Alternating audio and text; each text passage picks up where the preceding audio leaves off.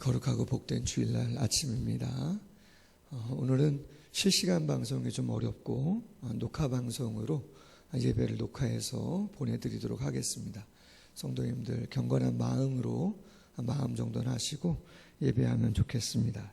우리 찬송가 90장 우리 함께 예배 전에 찬양하겠습니다. 찬송가 90장입니다.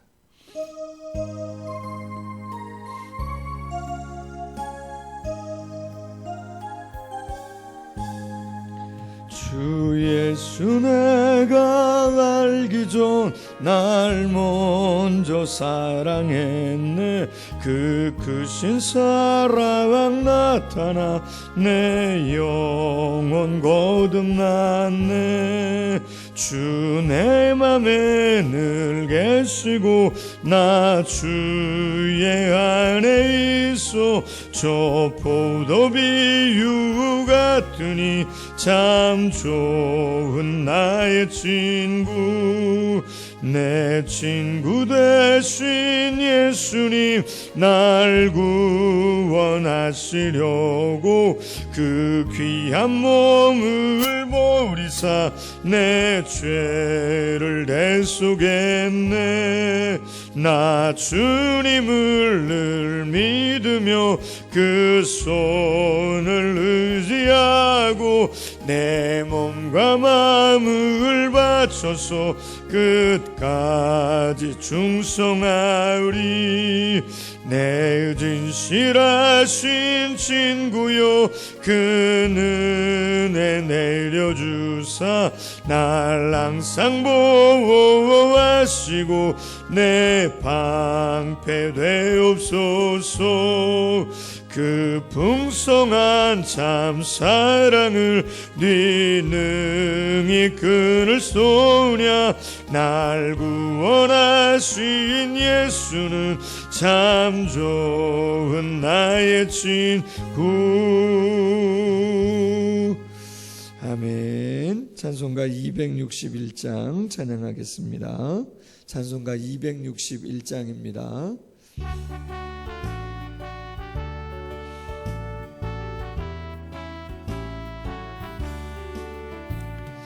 이 세상의 모든 죄를 밝히시는 주의 보혈, 성자 예수 그 귀한 피 찬송하고 찬송하세.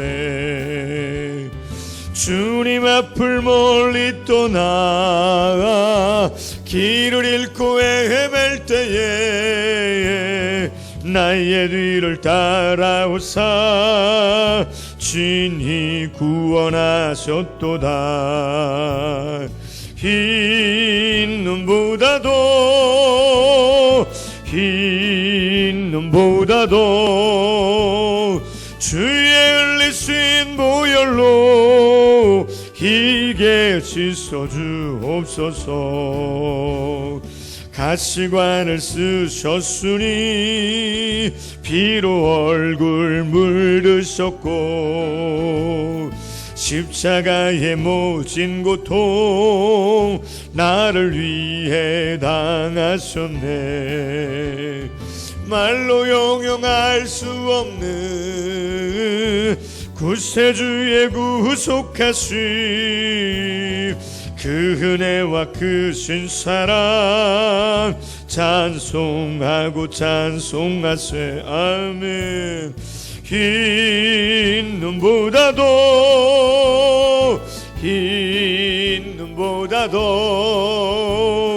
주의 흘리신 보혈로 희게 씻어주옵소서. 아멘.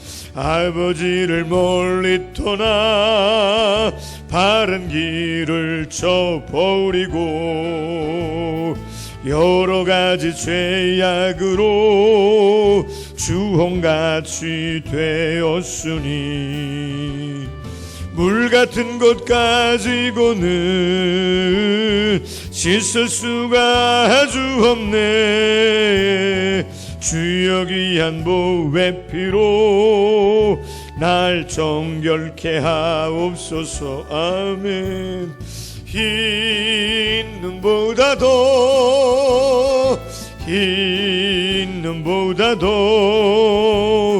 주의 흘리신 보혈로 희게 씻어 주옵소서.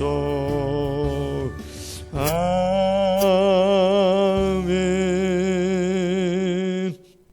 시간이 되었습니다. 우리 다 같이 자리에서 일어나셔서 묵상기도 드리심으로 주일 예배 하나님께 드리도록 하겠습니다. 다 같이 묵상기도 하겠습니다. 아버지, 아멘.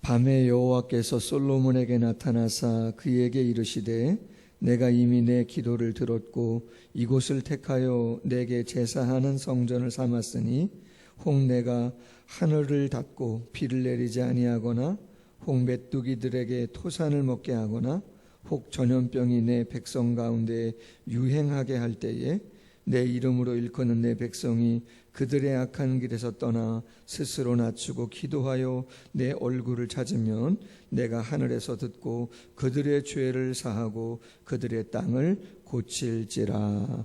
아멘. 찬송가 5장 찬양하겠습니다.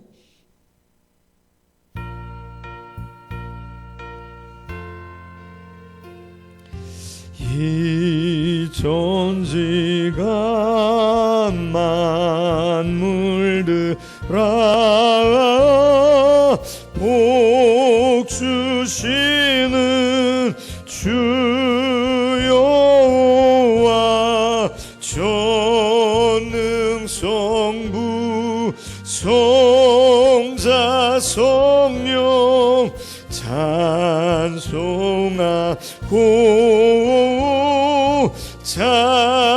찬송하세. 아멘.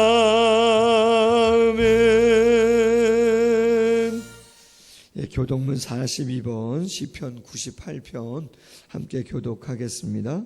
교독문 42번 시편 98편입니다. 새 노래로 여호와께 찬송하라. 그는 기이한 일을 행하사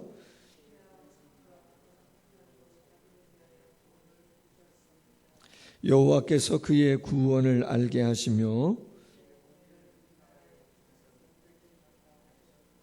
그가 이스라엘의 집에 베푸신 인자와 성실을 기억함으로 온 땅이여 여호와께 즐거이 소리칠지어다.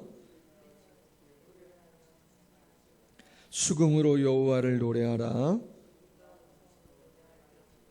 나팔과 호각 소리로 왕이신 여호와 앞에 즐겁게 소리칠지어다.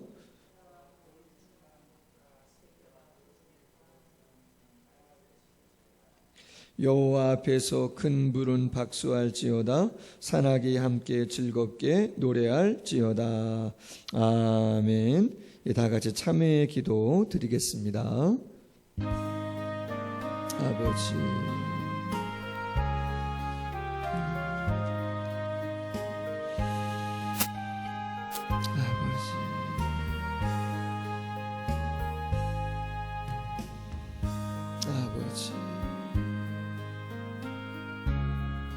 주님,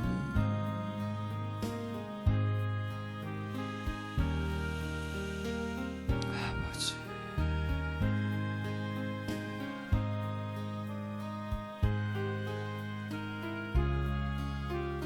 할렐루야.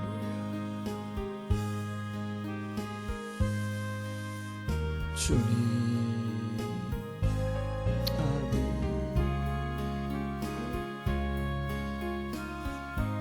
주님,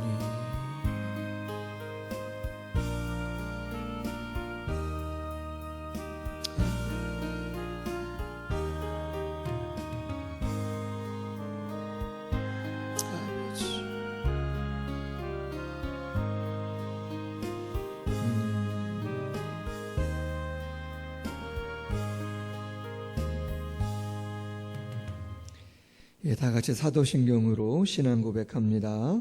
전능하사 천지를 만드신 하나님 아버지를 내가 믿사오며 그 외아들 우리 주 예수 그리스도를 믿사오니 이는 성령으로 잉태하사 동정녀 마리아에게 나시고 본디오 빌라도에게 고난을 받으사 십자가에 못 박혀 죽으시고 사흘 만에 죽은 자 가운데서 다시 살아나시며 하늘에 오르사 전능하신 하나님 우편에 앉아 계시다가 조리로서 산 자와 죽은 자를 심판하러 오시리라. 성령을 믿사오며 거룩한 공예와 성도가 서로부터 하는 것과 죄를 사하여 주시는 것과 몸이 다시 사는 것과 영원히 사는 것을 믿사옵나이다. 아멘. 다 같이 자리에 앉으셔서 찬송가 251장 함께 찬양하겠습니다. 찬송가 251장입니다.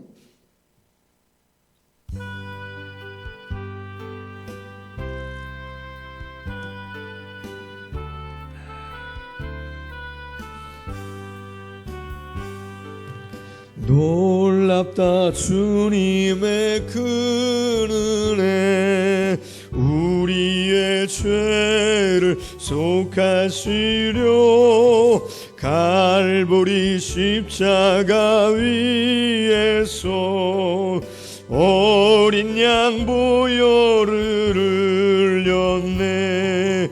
주의 은혜 우리의 죄를 다시 섰네. 주의 은혜 우리의 죄를 다시 섰네.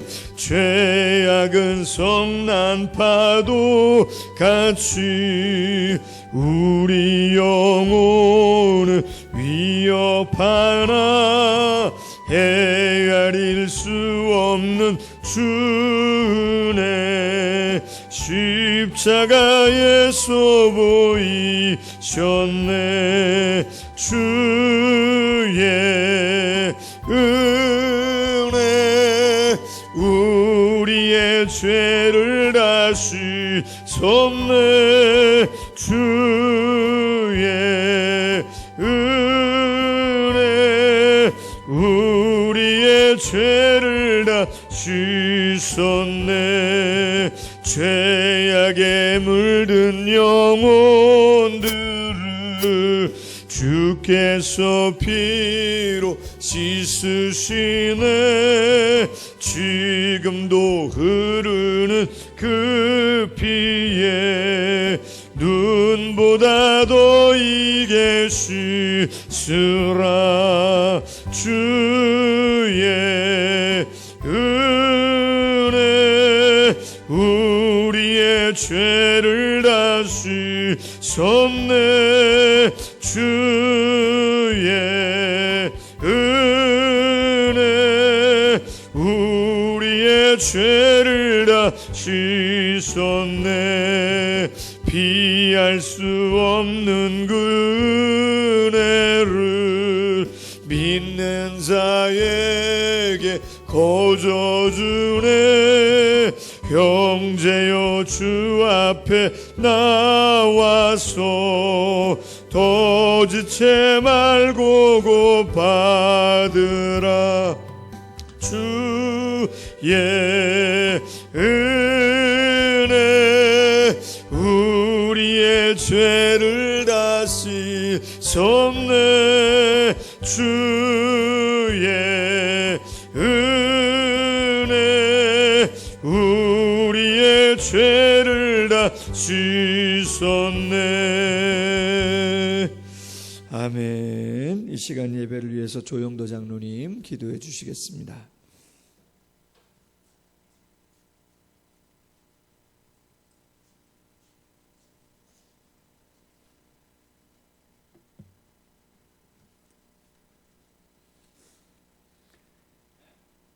기도드리겠습니다.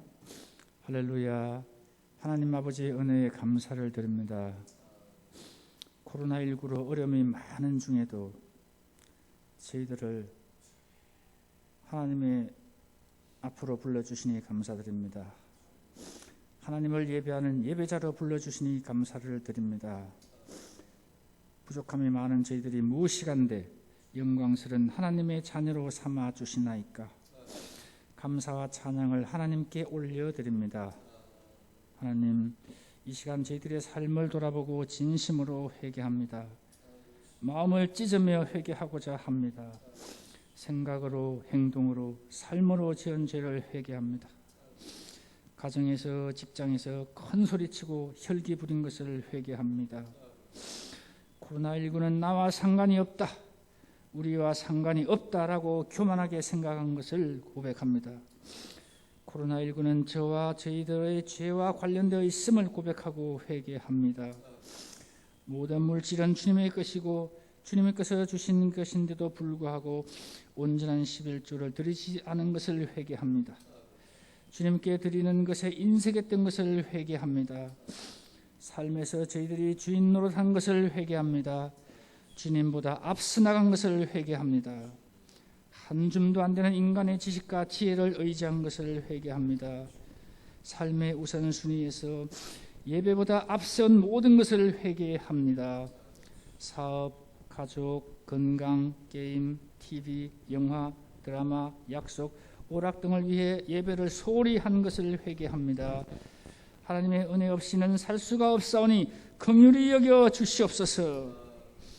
아버지, 사랑을 그리는 교회에 함께하여 주시옵소서. 마음껏 예배를 드릴 수 있도록 도와주시옵소서. 시기적으로 한 해를 마무리하고 새해를 준비하는 때입니다.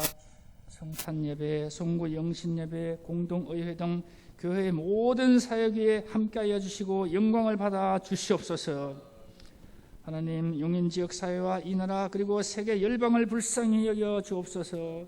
천사에게 명하여 손을 거두라 하여 주시옵소서. 아버지, 오늘도 말씀을 전하시는 담임 목사님께 함께하여 주시옵소서. 새 힘을 더하여 주옵소서.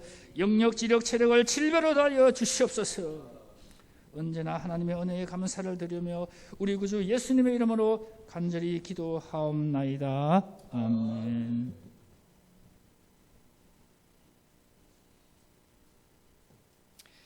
예, 하나님 말씀 우리 같이 보겠습니다. 우리 구약 성경 사무엘하 24장 1절과 9절부터 17절 그리고 마지막 24절부터 25절에 있는 말씀 제가 봉독하도록 하겠습니다.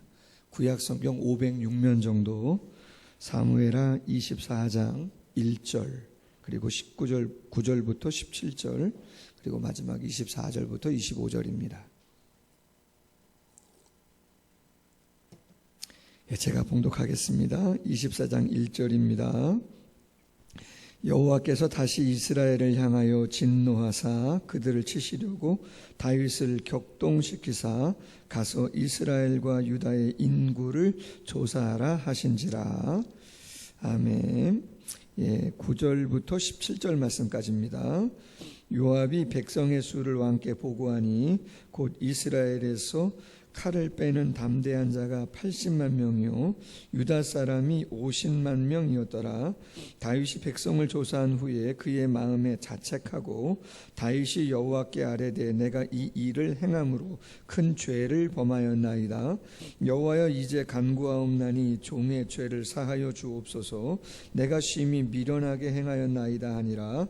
다윗이 아침에 일어날 때에 여호와의 말씀이 다윗의 선견자 된 선지자 갓에게 임하여 이르시되 가서 다윗에게 말하기를 여호와께서 이와 같이 말씀하시기를 내가 내게 세 가지를 보이노니 너를 위하여 너는 그 중에서 하나를 택하라. 내가 그것을 내게 행하리라 하셨다 하라 하시니 갓이 다윗에게 이르러 아뢰어 이르되 왕의 땅에 7년 기근이 있을 것이니까 혹은 왕이 왕의 원수에게 쫓겨 석 달 동안 그들 앞에서 도망하실 것이니까 혹은 왕의 땅에 사흘 동안 전염병이 있을 것이니까 왕은 생각하여 보고 나를 보내신 이에게 무엇을 대답하게 하소서 하는지라. 다윗이 갓에게 이르되 내가 고통 중에 있도다. 청하건대 여호와께서는 긍휼이 크시니 우리가 여호와의 손에 빠지고 내가 사람의 손에 빠지지 아니하기를 원하노라 하는지라. 이에 여호와께서 그 아침부터 정하신 때까지 전염병을 이스라엘에게 내리시니 단에서부터 브엘세바까지 백성의 죽은 자가 7만 명이라. 전사가 예루살렘을 향하여 그의 손을 들어 멸하려 하더니 여호와께서 이 재앙 내리심을 뉘우치사 백성을 멸하는 천사에게 이르시되 족하다. 이제는 내 손을 거두라 하시니 여호와의 사자가 여부스 사람 아라우나의 타작마당 곁에 있는지라. 다윗이 백성을 치는 천사를 보고 곧 여호와께 아뢰되 이는 아뢰되 나는 범죄하였고 악을 행하였거니와 이 약무리는 무엇을 행하였나이까. 청하건대 주의 손으로 나와 내 아버지의 집을 치소서 하니라. 아멘. 24절 25절 마지막으로부터 봅니다. 왕이 아리우나에게 이르되 그렇지 아니하다. 내가 값을 주고 내게서 살이라. 값 없이는 내 하나님 여호와께 번제를 드리지 아니하리라 하고 다윗이 은 50세겔로 타작마당과 소를 사고 그곳에서 여호와를 위하여 제단을 쌓고 번제와 화목제를 드렸더니 이에 여호와께서 그 땅을 위한 기도를 들으심에 이스라엘에게 내리는 재앙이 그쳤더라. 아멘. 예, 오늘 본문의 말씀을 가지고 재앙을 멈출 수 있는 방법이라는 제목으로 말씀을 나누겠습니다. 지난주에 말씀드린 것처럼 코로나19의 상황이 어떤 때보다 엄중해서 모든 교인은 교회의 리더다라고 하는 시리즈 설교는 다음 주에 계속해서 이어가도록 하고, 오늘은 성경에 나와 있는 전염병과 관련된 주제로 좀 말씀을 나누고자 합니다. 어제 기준으로 코로나 국내 상황이 누적 확진자가 4만 1,000명 정도 되더라고요. 누적 사망자는 500명이 넘어섰습니다. 뉴스를 통해서 아시는 것처럼 3차 대유행인데 1차 때보다도 저 대구에서 신천지라고 하는 이단이 엄청난 어려움을 주었던 그때보다도 더 빠르게 확산하고 규모를 예측할 수 없는 시간입니다. 하루에 확진자가 거의 1,000명대에 육박하고 있습니다. 어제 뉴스를 보니까 검사를 대기하고 있는 숫자가 8만 수천 명이에요. 2,000명이 넘을 수도 있다고 그렇게 발표를 했어요. 세계의 누적 확진자는 7천만 명입니다. 코로나에 걸린 사람이 7천만 명, 우리나라 전체 인구보다도 많아요. 죽은 사람은 약 157만 명, 용인시 인구가 100만 명이 조금 넘는데 1.5배가 코로나로 인해서 죽었다, 그런 이야기입니다. 미국은 지금도 하루의 확진자가 10만 명보다도 훨씬 많은 23만 명 이상 확진되었다. 어제 통계가 그렇습니다. 올 2월에 시작한 코로나가 해를 넘기고 있고 백신이 나왔는데도 쉽지 않아요. 인증 자체가 어렵고 공급과 수급의 불균형입니다. 불확실합니다. 어제 인터넷 뉴스를 보니까 중국 시노팜 백신이라고 하는 백신은 페루에서 임상 실험 중인데 중단했답니다. 왜? 그 백신을 맞았더니 팔이 마비가 돼가지고 중단했다, 그런 뉴스를 보았습니다. 전문가들은 계속해서 국내 확진자는 1,000명 이상, 그 이상도 올 수 있고 그 이상이 되면 통제 불능, 의료체계가 붕괴되는 그러한 단계가 올 것이다. 그래서 지금 정부는 2.5단계에서 3단계로 가려고 하는 상황 가운데 있어요. 3단계가 되면 어떻게 되는가? 모든 모임과 행사는 10명 이상 모일 수가 없습니다. 스포츠 관람 어떻게 되는가? 경기 자체가, 모든 경기가 금지됩니다. 직장생활 필수 인원만 제외하고 모두 재택근무가 의무화됩니다. 의무화. 최소 인원만, 직장이라도 최소 인원만 남고 모든 국민이 다 집에 거하여야 되는 것이죠. 등교할 수 없습니다. 전격 수업만 해야 되고요. 원격 수업만 해야 되고, 종교생활 1인만 영상 촬영을 위해서 교회에 올 수 있습니다. 힘겨운 시간이죠. 그렇다면 이러한 상황 속에서 성도들은 어떤 자세를 가지고 또 어떤 기도를 드려야 할 것인가 라고 하는 거예요. 여러분, 오늘 설교 제목을 제가 재앙을 멈출 수 있는 방법이라고 말씀을 드렸는데, 과연 그러한 방법이 있는가? 백신 말고 진짜 있는가라고 하는 거예요. 가능하다라고 하는 것이죠. 그럼 가능하다라고 하는 건 어떤 방법을 말하는 것인가? 인간의 한계를 가지고 있는 이성과 과학의 범위 안에서 말씀드리는 것이 아닙니다. 영원한 진리인 성경의 말씀을 통해 제시할 수 있는 방법을 말씀드리는 것입니다. 이유가 뭐냐? 여러분, 인간의 이성이라는 거, 과학이라는 것은요, 한계가 있어요. 능력을 제한하기는 어려워요. 그러나 반드시 인간의 이성과 능력은 한계가 있는 거예요. 달나라도 가요. 명왕성, 청왕성 어디든지 갈 수 있을 것 같아요. 그러나 하늘 위에는 못 가는 것이죠. 그게 한계예요. 백신 개발할 수 있겠죠. 그러나 이따가도 말씀드리겠지만 코로나로 끝날까요? 사스로 끝나는 줄 알았죠. 메르스로 끝나는 줄 알았죠. 코로나로 끝나죠. 그럼 그 다음은요? 아니요. 그렇지 않죠. 성경은 허구가 아닙니다. 성경에 기록된 모든 말씀은 팩트, 사실인 줄로 믿습니다. 그렇다면 성경이 이야기하는 재앙에 대한 메시지는 어떤 메시지를 전해주고 있는가라고 하는 것이죠. 오늘 짧은 시간에 성경의 재앙을 다 다루기는 어렵습니다. 그러나 전염병과 관련된 메시지를 하나 정도 나누려고 합니다. 여러분, 성경에는 재앙이 많이 있어요. 특별히 세 가지가 대표적인 재앙이에요. 하나가 기근이죠. 엘리야 시대, 아합 왕 시대, 하나님이 너무나 죄가 많으니까 3년 6개월 동안 이슬 한 방울 내리지 않도록 하나님이 기근을 허락하시죠. 재앙이에요. 두 번째가 전쟁이에요. 칼로서 당신의 사람들을 어렵게 하시는 거죠. 사사시대의 수많은 전쟁, 왕정시대의 수많은 전쟁이 하나님이 이스라엘이 너무나 죄를 많이 지으니까 하나님께서 징계하시고자 재앙의 전쟁을 내리신 거죠. 마지막이 뭐예요? 전염병입니다. 성경에 언급된 전염병은 84번입니다. 84번이에요. 구약에 82번, 신약에 2번, 모두가 구약에 나와 있는 모습들입니다. 근데 특색이 있어요. 전염병은요, 이스라엘의 역사에 큰 어떠한 전환점이 있을 때 이 재앙이 임했다는 거예요. 출애굽 사건, 10가지 재앙 가운데 독종 재앙이 있잖아요. 전염병이 있는 거죠. 애굽에서 가나안으로 민족의 대이동이 역사적으로 있을 때 하나님께서 전염병을 도구로 사용하셨다.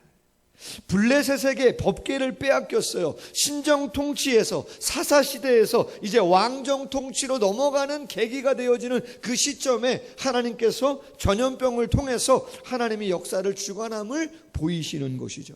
오늘 본문 다윗의 인구조사, 솔로몬의 성전 봉헌의 기도 가운데 리더십이 교체되어지는 상황 가운데 이러한 전염병의 창궐함이 있었다는 거예요. 바벨론으로 포로로 끌려가는 그 상황들 시간 속에 전염병이 자주 어김없이 등장하는 모습을 봅니다. 그렇다면 여러분, 우리가 영적인 생각을 하나 해야 돼요. 코로나19는 어떤 것인가? 사스나 메르스와는 조금 달라요. 많은 학자들이 이야기하는 중론이 뭡니까? 역사가 코로나 이전, 코로나 이후로 뭔가 큰 사회적으로, 경제적으로, 정치적으로 많은 변화가 있을 것이다 라고 하는 예측들을 내놓는 것이죠. 자, 그렇다면 이러한 상황 속의 성도는 마음의 중심에 무엇을 가져야 되는가? 오늘 다윗의 인구조사를 통해서 그 실마리를 한번 풀어가고자 합니다. 여러분, 오늘 본문에 다윗이 나오는데 때가 언제냐? 다윗이 67세 정도 되었을 때입니다. 그가 37년을 통치했을 때, 그때는 언제냐? 이스라엘의 전성기의 전성기라고도 할 수 있습니다. 가장 부요하고 국력이 세고 군사도 많고 평안하고 겉으로 보기에는 문제가 없는 너무나 강성했던 그러한 시대입니다. 자, 그런데 오늘 본문은 그때를 긍정적으로만 보고 있지 않다는 것이 중요한 거예요. 여러분, 오늘 1절 말씀 보세요. 이렇게 이야기합니다. 여호와께서 다시 이스라엘을 향하여 진노하사 그들을 치시려고, 여호와께서 다시 이스라엘을 향하여 진노하사 그들을 치시려고 지금 부강해요. 강대국이에요. 아무도 넘보지 못해요. 평안해요. 예배도 잘 드리고 있어요. 사업도 잘 돼요. 자녀도 잘 돼요. 건강해요. 앞으로 뭐 막히는 것도 없을 것 같아요. 그런데 하나님이 보시기에 무엇인가, 하나님이 치시지 않으면, 손대지 않으면 안 될 것 같은 너무나 죄악이 많은 그런 시대라는 거예요. 뭔가 안 맞지 않아요? 그래서 하나님이 다윗을 격동시키셔서 인구조사를 하게 하셨다는 거예요. 격동했다는 말은 다윗은 전혀 그런 마음이 없는데 하나님이 악한 마음을 주셔가지고 교만한 마음을 주셔서 인구조사하게 했다는 게 아니죠. 여러분, 인구조사는 구약에 뭐 당연히 해야 되는 시간들도 있었어요. 하나님이 명령하신 시간도 있어요. 민수기에는 뭐 거의 그런 시간들이 많잖아요. 그러나 성경이 이야기하는 인구조사가 부정적일 때가 있어요. 그게 언제요? 오늘 본문 같은 때죠. 사람을 의지하는 거죠. 하나님보다 누구를 의지해요? 사람을 의지하는 거예요. 오늘 본문이 그러한 모습을 보여주고 있는 거예요. 다시 이스라엘을 향하여 진노하사. 그럼 그 전에 하나님이 진노한 적이 있었습니까? 있었습니다. 앞으로 조금 몇 장 나가시면 사무엘하 21장에 가면 하나님께서 3년 동안 이스라엘에게 기근을 내리신 적이 있어요. 기근 재앙이라 그랬잖아요. 사울이 기브온 족속 사람들을 죽였어요. 사울과 그의 사람들이. 하나님이 기브온 족속 여호수아 시대에 하나님의 족속으로 받아들여서 영원히 이들을 멸하지 말라, 하나님이 그렇게 말씀하셨는데도 불구하고 사울과 그의 사람들이 기브온 족속을 멸했단 말이에요. 다윗 시대가 됐는데도 그 사울 시대에 그 악을 행했던 사람들이 버젓이 살아 활보하는 모습을 보이므로 하나님이 징계하셔서 3년 동안 기근을 내리셨다는 거죠. 그렇다면 오늘 본문, 하나님께서 다시 이스라엘 백성들을 치시고 진노하시고자 하신 것은 무엇을 말하는 거예요? 이스라엘 가운데 엄청난 죄악이 있었다는 거죠. 그럼 그 죄악이 뭐예요? 그렇죠. 한마디로 교만함입니다. 군대를 의지하고, 재물을 의지하고, 자녀를 의지하고, 권세를 의지하고, 쌓아놓은 곳들을 의지하는, 예배는 드림에도 불구하고 거기에 진정한 마음이 담기지 않는 거죠. 오늘 장로님 대표 기도하러 오셨는데 예배 전부터 찬양 드리는데 우시는 것 같더라고요. 그리고 기도하시는 거 하나하나가 참 코로나19의 상황이라 그런지 이런제 저런제 하나하나 조목조목 말씀하시는데 참 설교를 미리 들으신 것도 아닌데 정말 저 자신도 그렇고 참 기도하시는 내용 하나하나가 제 죄가 아닌가 하는 생각을 다시 한번 해봅니다. 하나님의 그 죄악을 겉으로 보여지지 않는, 표면적으로는 보여지지 않는 죄를 하나님이 기억하시고 징계하시는 장면이 나오고 있는 거죠.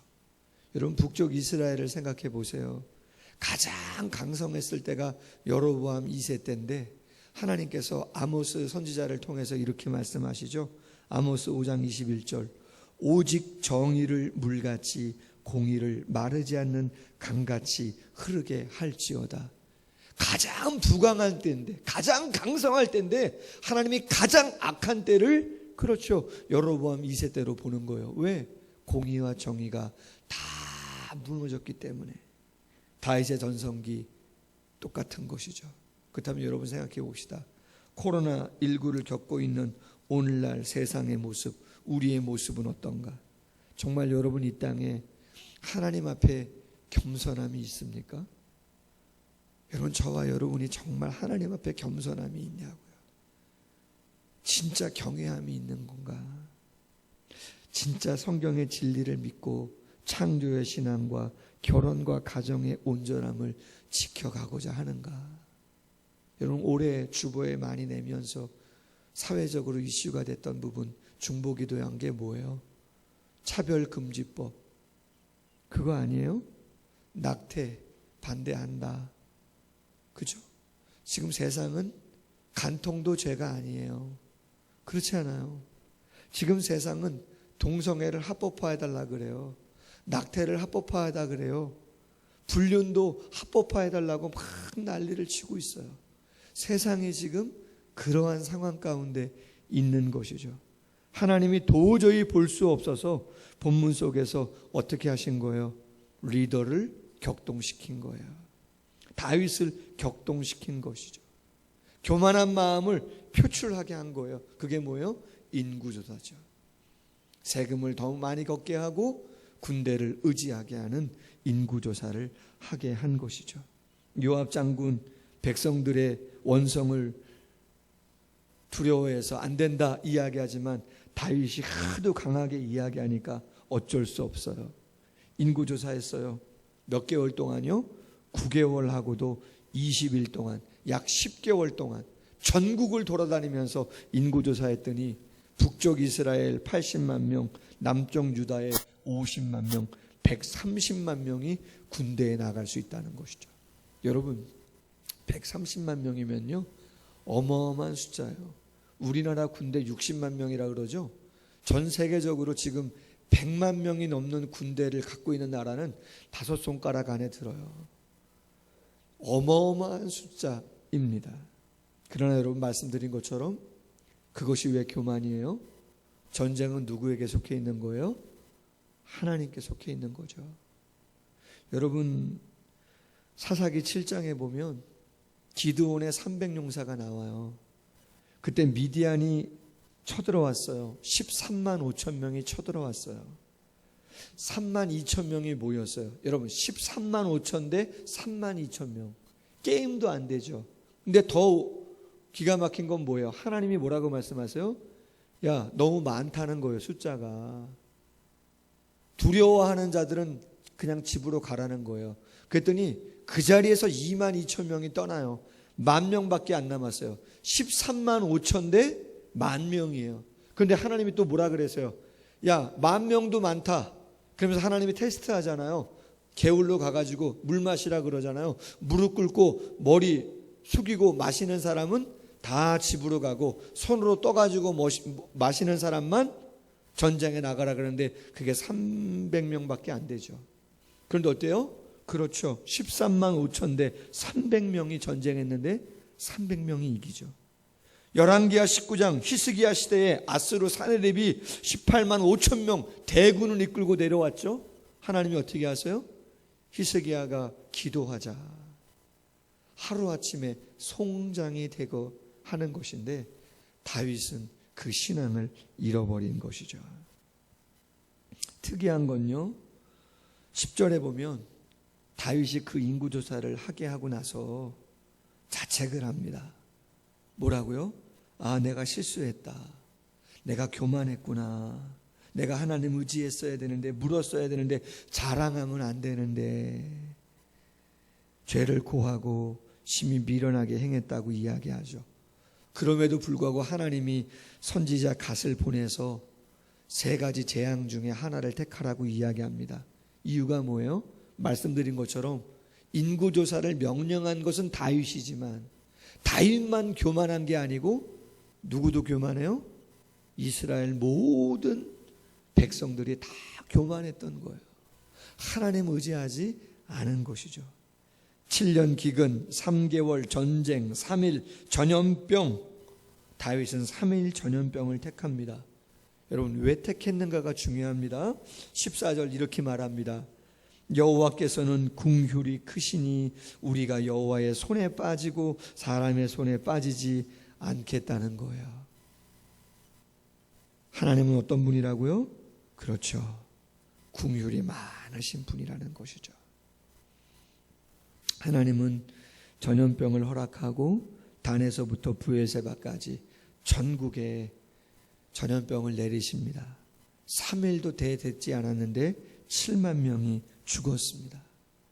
자, 그리고 16절에 보면 천사가 드디어 수도인 예루살렘을 향하여 손을 들어 멸하려고 합니다. 그런데 그때 하나님이 탁 말씀하시는 거죠. 야, 족하다. 야, 천사야, 손을 거두어라. 오늘 장로님 기도하신 것처럼 손을 거두어라. 하나님께서 천사에게 명령하시는 거예요. 다윗이 이야기한 것처럼 하나님은 긍휼이 많으신 분이니까 다윗이 뉘우치자 그 수도인 예루살렘은 건드리지 않으신 거예요. 거의 동시에 다윗이 천사가 예루살렘을 향하여 손을 들어 멸하려고 하는 것을 보고 다윗이 엎드려 기도하잖아요. 17절 다윗이 뭐라고 기도해요? 나는 범죄하였고 악을 행하였거니와 이 양무리는 무엇을 행하였나이까. 여러분, 전염병을 멈추게 하는 방법은 크게는 두 가지고 세밀하게 이야기하면 세 가지 정도 찾을 수 있어요. 첫째가 뭐냐? 긍휼의 하나님을 찾는 것이에요. 긍휼의 하나님께 기도하는 것이에요. 하박국 3장 2절 진노 중에라도 긍휼을 잊지 아니하시는 하나님을 기억하고 하나님의 긍휼을 의지하고 납작 엎드려 그 하나님을 찾는 것이에요. 백신도 개발해야죠. 방역도 애써야죠. 저도 어제 방역도 하고 오늘 예배 끝나면 또 하고 수요일도 한 번 또 하고 방역해야죠. 마스크도 써야죠. 애써야죠. 가지 말란 곳엔 가지 마야죠. 철저하게 애써야죠. 모범을 보여야죠. 그러나 여러분 아시잖아요. 한계가 있어요. 본질은 그게 아니에요. 왜 메르스가 오고 왜 사스가 오고 왜 코로나가 오는가 우리는 정확하게 성경을 통해서 알 수 있어요. 그것은 죄악 때문인 거예요. 전염병은 80번이 넘도록 성경에 기록된 하나님이 재앙을 내리시는 재앙 가운데 하나인 것이죠. 그럼 어떻게 멈춰요? 그렇죠. 회개인 것이에요. 교만함을 회개해야 돼요. 제가 생각해 봤어요. 다윗은 교만했다고 했는데 그 교만의 본질이 무엇인가? 그냥 자고한 건가?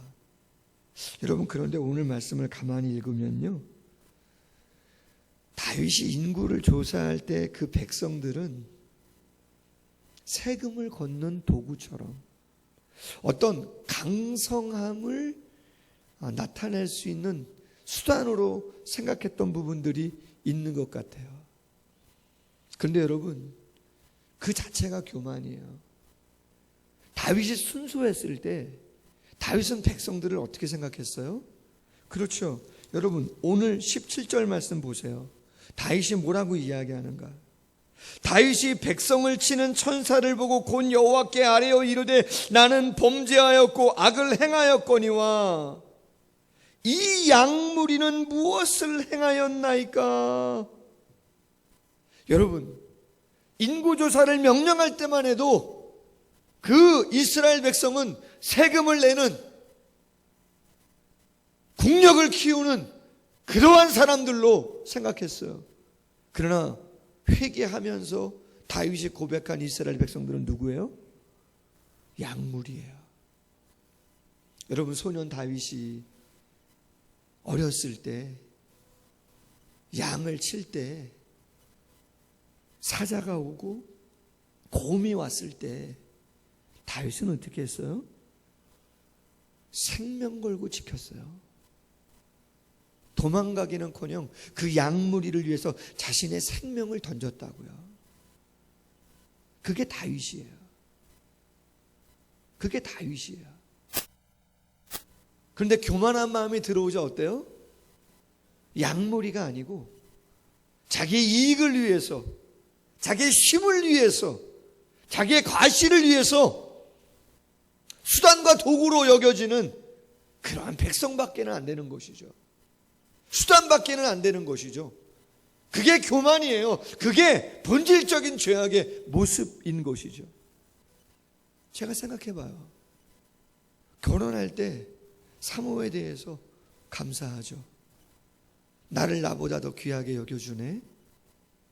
나를 사랑한다고 참 저렇게 애를 쓰는구나.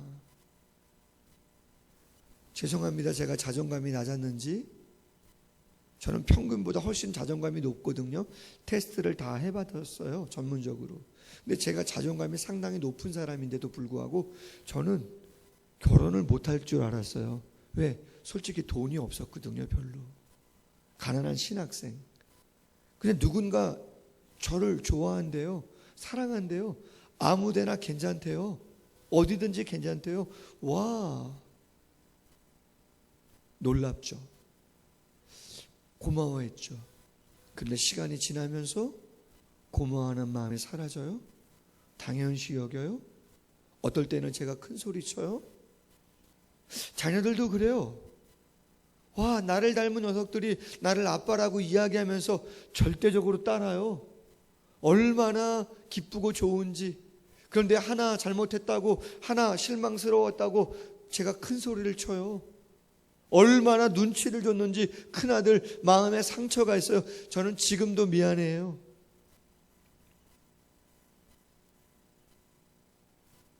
부흥회 시간 말씀드렸죠. 전에 있던 교회에서 부흥회가 있어가지고 저녁 때 아이들을 어릴 때인데 재워놓고, 한 큰아들이 한 5살 됐나? 재워놓고 예배를 드리고 있는데 말이죠. 바로 옆에가 사택이거든요. 1m 사이로. 근데 저희 큰아들이 둘째하고 다 깬 거예요. 저녁 시간에. 내복바람으로 오는데 말이죠. 제가 제일 뒷자리에 있으니까 우는 소리가 들리잖아요. 밑에서 1층에서 2층으로 올라오는데 딱 나갔더니 큰아들 둘째 아들이 내복 입고 올라오는 거예요. 근데 큰아들이 저하고 딱 눈을 마주치자 둘째가 우니까 뭐라 그랬는지 아세요? 이렇게 말했어요. 야, 성건아 조용해. 성건아 조용해. 떠들면 안 돼. 저하고 눈 딱 마주치자마자. 여러분, 걔네들이 5살이 뭘 한다고 목회를 해요? 장로님, 할렐루야. 울어도 시원찮을 판에. 저만 그런가요? 감사할 일이 많은데, 찬양할 일이 많은데, 기뻐할 것이 많은데 우리가 그런 거 다 놓쳐버리죠. 알아요, 상황이 뭔지는. 안타까운 일들이 뭔지는 알죠. 그러나 그 순수했던 본질을 다윗처럼 잃어버리는 거죠. 하나님께서 말씀하세요. 마지막 한 가지, 긍휼의 하나님을 신뢰하고 회개했을 때 구체적인 방법을 제시하시죠.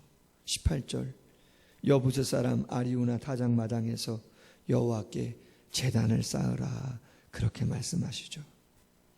뭐예요? 예배가 생명이기에 예배를 회복하라는 것이죠. 여러분, 예배만이 답입니다. 예배당에 와서 예배하는 거 귀하죠. 온전한 예배라고 할 수 있어요. 그러나 전염병이기 때문에 모이기 힘들어요. 온라인으로 예배할 수 있어요. 완전한 예배는 아니에요. 그러나 가정에서 하든 예배당에서 하든 하나님 다 받으시는 줄로 믿습니다. 진정한 예배인 것이죠. 긍휼의 하나님을 신뢰하고 회개하는 마음을 가지고 본질을 잃어버렸던, 감사를 잃어버렸던 우리의 마음을 다시 한번 내어놓고 하나님께 예배한다면 하나님은 받으시는 거예요. 그런데 여러분, 특색이 있어요. 한번 주목했으면 하는 게 있어요. 여러분, 오늘 24절 말씀 보세요. 다윗이 이런 말을 하죠. 값없이는 내 하나님 여호와께 번제를 드리지 아니하리라. 여러분, 이게 무슨 말이에요? 여부수 사람 아리우나의 집에 갔어요. 여차여차해서 하나님께 예배하러 왔다고 딱 그랬더니 아리우나라고 하는 사람이 이야기하는 거예요. 다윗 왕이요, 그런 이유라면 여기서 아무렇게나 편안하게 예배하라. 이 땅도 당신께 드릴 거고 소도 당신께 드릴 거니까 소도 잡고 양도 잡고 염소도 잡고 당신은 아무것도 하지 말고 그냥 온전히 하나님께 예배만 하라는 거예요. 왜? 왕이니까. 근데 다윗이 말하는 거예요. 아니다. 내가 왕이지만 이 타작마당을 내가 사겠다. 소 내가 사겠다. 은 50세겔 3천만 원 내가 사겠다. 값을 지불하겠다. 소 내가 사겠다. 왜? 값 없이는 하나님께 제사를 드리지 않겠다. 여러분, 구약이나 신약이나 그리고 지금이나 똑같습니다. 뭐가? 예배에는 뭐가 있어야 돼요?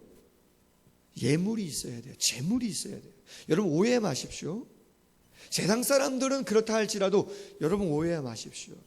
구약의 제사와 신약의 예배의 가장 중요한 핵심 가운데 하나가 뭐냐? 그건 제물, 예물이에요. 그럼 제물이 왜 중요한가? 예물이 왜 중요한가? 그건 두 가지 의미입니다. 소가 됐든 양이나 염소가 됐든 아니면 가난해서 비둘기가 됐든 그 비둘기도 드리지 못하는 사람은 고운 에바 10분의 1 가루, 곡식가루를 조금 드리게 되어 있어요. 근데 중요한 건 소가 됐든 양이나 염소가 됐든 비둘기가 됐든 고운 에바 10분의 1이가 됐든 뭐가 됐든 상관없이 부자는 부한 만큼 가난한 사람은 가난한 상황 속에서 드리는 거예요. 근데 중요한 건 뭐냐? 제물이나 예물이나 그 자체가 중요한 이유가 뭐냐? 두 가지인데 하나는 전가라고 하는 개념이에요. 예배는 죄를 용서함 받는 거잖아요. 예배는 나의 간절한 소원을 하나님께 드리는 거잖아요. 근데 어디에다가 의미를 담아서 드려요? 제물, 예물에 나의 모든 것을 전가하는 거예요. 담는 거라는 거예요. 죄도 담아요. 소원도 담아요. 그리고 하나님께 그것을 불태워서 드리는 거예요. 그럼 하나님은 어떻게 보시는 거예요? 동일시. 나는 여기 있지만 소를 잡든지 비둘기를 드리든지 고운 에바 10분의 1을 과부의 두렙돈을 드리든지 상관없이 그 예물을 드리면 그 두렙돈을 하나님은 과부의 전체로 보시는 거죠. 과부로 보시는 거예요. 할렐루야. 제물과 예물의 가장 중요한 의미는 전가, 그리고 하나님은 동일시 여겨주신다는 거예요. 주일학교의 1,000원의 예물, 어른들의 10,000원의 주일원금, 여러분, 그것은 아무것도 아닌 것 같지만 아무것도 아닌 것이 아니에요. 여러분, 값없이 제사 드리지 않겠다는 거예요. 온라인, 여러분 분명히 여러분이 드리는 장소에서 구별된 헌금 드리세요. 그것이 1,000원이든 그것이 10,000원이든 값없는 예배, 아무것도 전가되지 않았잖아요. 아무것도 하나님이 동일시 여길 것이 없어요. 그것은 아닌 것이죠. 정한 공예배 때 드려지는 그 예물은 하나님께 귀한 것이에요. 여러분, 여부스 사람 아리우나의 타작마당이 어떤 곳입니까? 아브라함이 이삭을 드렸던 모리아산, 바로 그곳입니다. 그곳이 어떻게 됩니까? 그렇죠. 솔로몬이 거룩한 영광의 성전을 지은 곳이 되어지는 곳이죠. 하나님께 드리고자 했을 때 그 적은 것이지만 하나님은 놀랍게 축복해 주신 것인 줄로 믿습니다. 말씀 맺습니다. 재앙을 멈출 수 있는 방법, 첫 번째, 긍휼의 하나님을 우리가 찾아야 합니다. 다윗이 교만함을 내려놓은 것처럼 나의 영적인 시각을 감사했던 것, 찬양했던 것, 귀하게 여겼던 것, 지금 귀하게 보지 않고 수단과 도구로 보거나 나의 교만과 자만의 것으로 본다면 그 자체를 회개해야 합니다.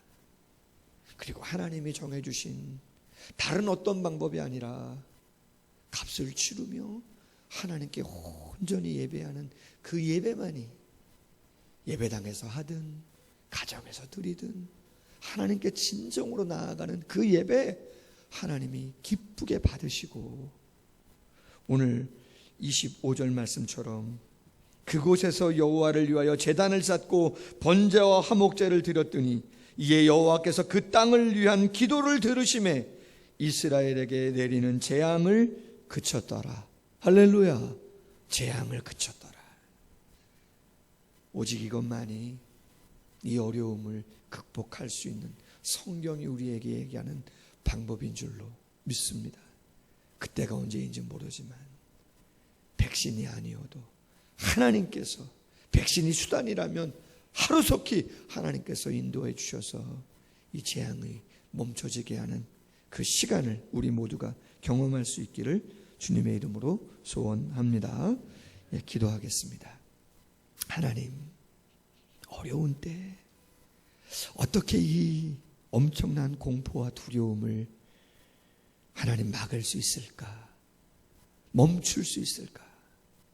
오늘 성경에서 그 답을 찾아봅니다. 왜 이러한 재앙이 오는 것인가? 성경에도 수많은 재앙이 나와 있는데 그것은 이스라엘의 하나님의 자녀들의 영적인 죄 때문임을 성경을 통해서 봅니다. 어떻게 멈추나? 다른 것보다 하나님의 긍휼, 하나님의 용서와 사랑을 우리가 무엇보다 인정하고 의지하고 사모해야 되는 줄로 믿습니다. 감사하지 못한 부분들, 본질이 퇴색된 부분들, 수단으로 여겼던 부분들, 교만의 도구로 생각했던 것들이 있다면 하나님 용서하여 주시기를 원합니다.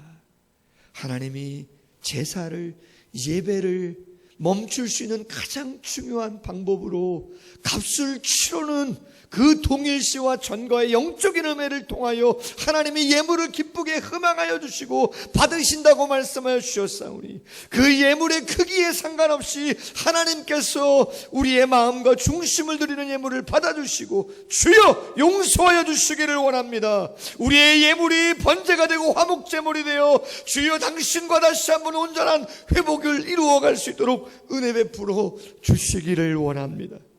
천사의 재앙의 손길이 예루살렘에 임하기 전에 하나님께서 돌이키사 멈추어라 이제 됐다고 말씀하신 것처럼 주님, 다윗이 그 순간 엎드려 기도함으로 이 양무리의 죄악이 무엇인가 고백했던 것처럼 주님, 성도들의 죄가 뭡니까? 내 자녀의 죄가 뭡니까? 이 나라와 이 민족의 죄악이 무엇입니까? 우리가 먼저 진실로 더 마음을 겸비하고 우리의 마음의 옷을 찢어 하나님 앞에 온전히 선물로 말미암아 새로움을 결단하고 나아갈 때에 하나님이여 다시 한번 이 땅에 일상이 회복되어지는 그러한 거룩한 모습이 있을 수 있도록 하나님의 성령께서 함께하여 주시옵소서. 예수님의 이름으로 기도하옵나이다. 아멘. 예, 찬송가 272장, 찬송가 272장 우리 1, 2, 4절 찬양하겠습니다.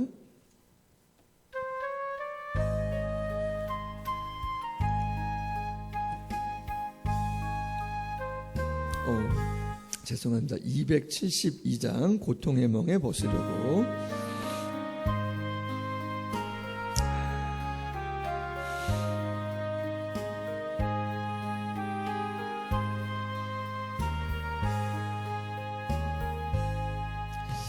고통의 멍에 벗으려고 예수께로 나갑니다. 자유와 기쁨 베푸시는 주께로 갑니다. 병든 내 몸이 튼튼하고 빈궁한 삶이 부해지며 죄악을 벗어 버리려고 주께 주께로 갑니다.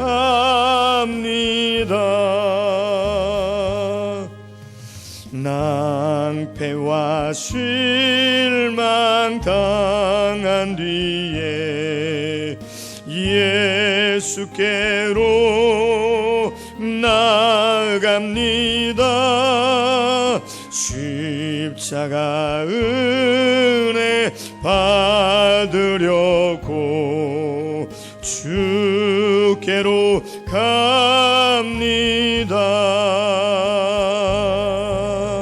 슬프던 마음 위로받고 이 생의 풍파 찬잔하며 영광의 찬송 부르려고 주께로 갑니다. 4절입니다. 죽음의 길을 벗어나 예수께로 나갑니다. 영원한 집을 바라보고 주께로 갑니다.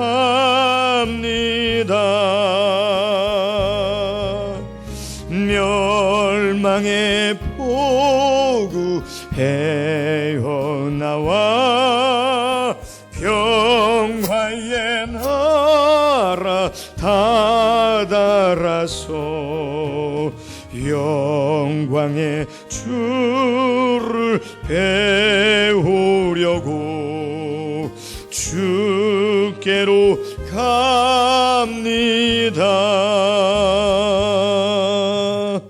아멘. 잠시 자리에서 일어나셔서 봉헌송 50장 3절만 같이 한번 찬양하겠습니다.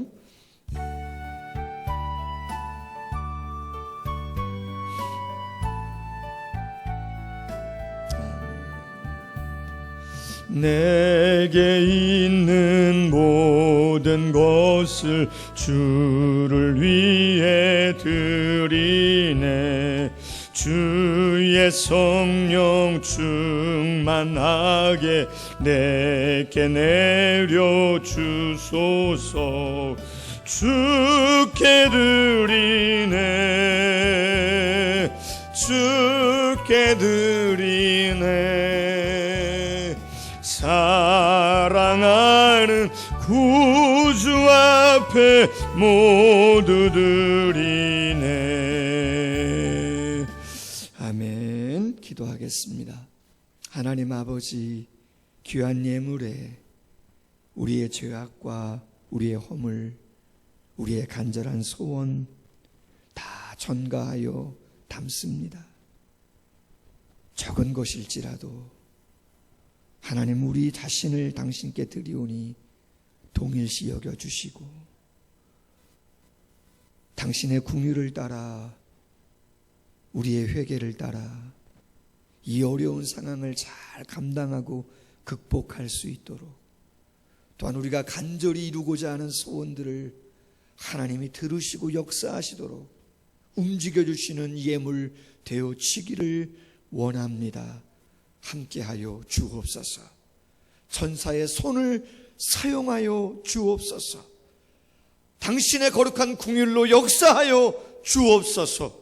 우리의 숫자와 우리의 힘과 우리의 지혜가 아닌 하나님의 능력으로 이 모든 것들을 감당하고 뛰어넘을 수 있도록 함께하여 주옵소서. 온데간데 없이 평안을 경험할 수 있도록 하나님의 성령께서 함께하여 주시옵소서. 마음껏 만나서 예배하고 마음껏 사업장을 위하여 뛰어다니며 마음껏 사랑하는 사람들과 함께할 수 있도록 하나님의 성령께서 은혜 위에 은혜를 베풀어 주옵소서. 진정되어지게 하시고 앞에서 애쓰는 위정자들과 의료 아버지 하나님께를 축복해 주시고, 특별히 하나님 환우들을 기억하여 주시고 잘 나을 수 있도록 도와주시기를 원합니다.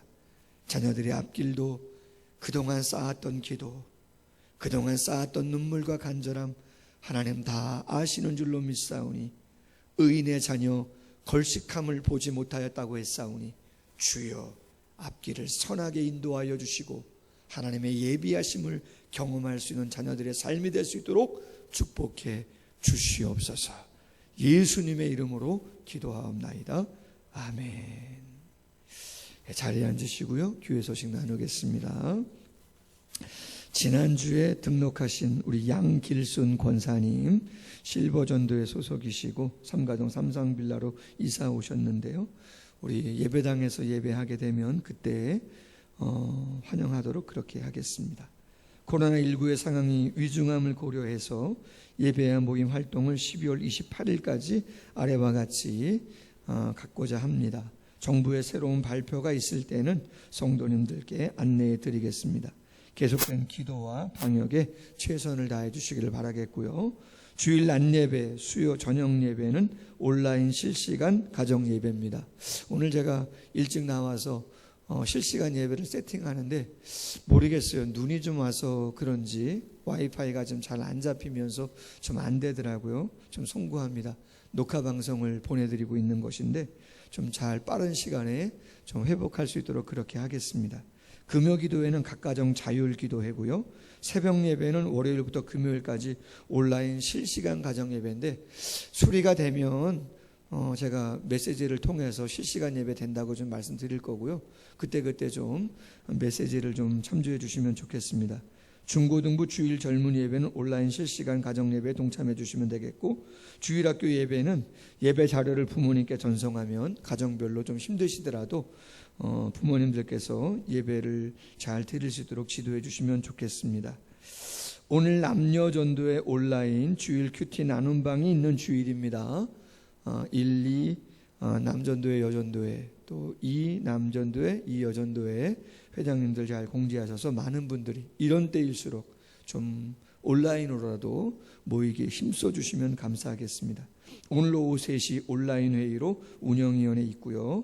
총회를 마친 기간 부서 조직 2021년 연간계획 예산안 이번 주 토요일까지 좀 교회에 제출해 주시면 내년 계획에 좀 반영하도록 그렇게 하겠습니다.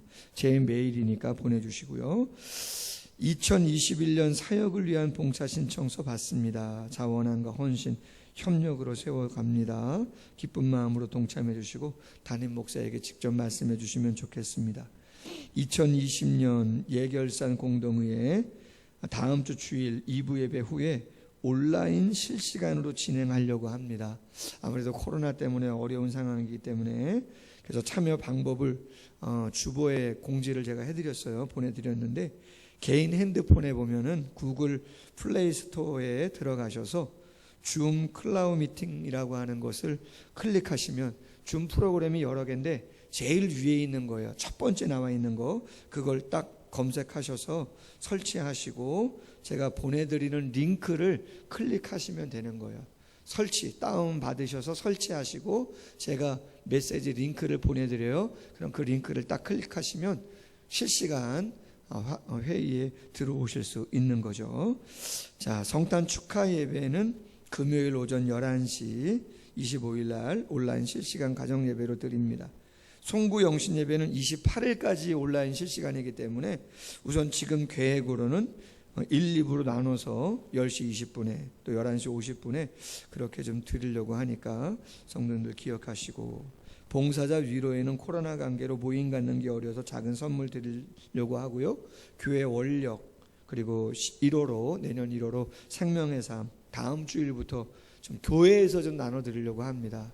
그래서 좀 양도 많고 하니까 성도님들 좀 오셔서 좀 수령해 가시면 좋겠습니다. 다음 주, 그 다음 주에 2주에 걸쳐서 나눠드릴 거니까 봉사자 선물 그리고 교회 원력 생명의 삶 그렇게 교회 카페에 오셔서 수령해 가시면 감사하겠습니다. 연말정산 원하시는 분은 저에게 개인적으로 말씀해 주시면 일주일 전에 말씀해 주시면 준비해서 드리도록 그렇게 하겠습니다. 찬송가 620장 1절만 찬양하고 축도함으로 예배를 마치겠습니다. 우리 옆에 계신 분들 한번 축복하고 각 가정에서 예배하는 분들 생각하면서 축복합시다. 여기에 모인 우리, 여기에 모인 우리 주의 은총 받은 자여라. 아멘. 주께서 이 자리에 함께 계심을 아노라. 언제나 주님만을 찬양하며 따라가리니 시험을 당할 때도 함께 계심을 믿노라. 아멘. 이 믿음 더욱 굳세라. 주가 지켜주신다. 어두운 밤에도 주의 밝은 빛 인도하여 주신다. 아멘. 기도하겠습니다. 이제는 주 예수 그리스도의 크신 은혜와 하나님 아버지의 극진하신 사랑하심과 성령의 교통하심이 이 자리에 있는 또 각 가정에서 예배하는 사랑하는 성도님들의 머리 위에 앞날 위에 이제로부터 영원토록 항상 함께 있을지어다. 아멘. 아멘.